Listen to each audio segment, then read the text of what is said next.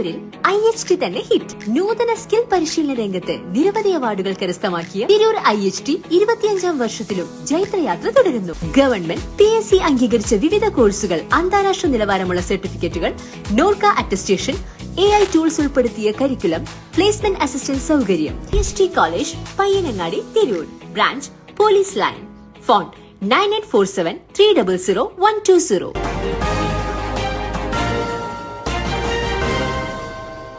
നമസ്കാരം, പ്രഹേളിക ന്യൂസിലേക്ക് സ്വാഗതം. മലപ്പുറം സ്വദേശി ജിദ്ദയിൽ ഹൃദയാഘാതം മൂലം അന്തരിച്ചു. മലപ്പുറം സ്വദേശി സൗദിയിലെ ജിദ്ദയിൽ ഹൃദയാഘാതം മൂലം മരണപ്പെട്ടു. നിലമ്പൂർ എടക്കരക്കടുത്ത് ഉപ്പട സ്വദേശി 50-കാരനായ പാലക്കൽ അബ്ദുൽ നാസർ എന്ന റിയാസാണ് മരണപ്പെട്ടത്. കഴിഞ്ഞ 20 വർഷമായി പ്രവാസിയായിരുന്ന അദ്ദേഹം ജാമിയ കുവൈസിൽ ജോലി ചെയ്തു വരികയായിരുന്നു. പിതാവ് അക്ബർ അലി, മാതാവ് ഖദീജ, ഭാര്യ ആബിദ, മക്കൾ റിൻഷിദ, റിസ്വാൻ, റഷാൻ എന്നിവരാണ്. ഈസ്റ്റ് ജിദ്ദ ഹോസ്പിറ്റൽ മോർച്ചറിയിലുള്ള മയ്യത്ത് നടപടികൾ പൂർത്തിയാക്കി ജിദ്ദയിൽ മറവ് ചെയ്യും. KMCC ജിദ്ദ വെൽഫെയർ വിംഗ് പ്രവർത്തകരാണ് നടപടികൾ പൂർത്തിയാക്കുന്നത്.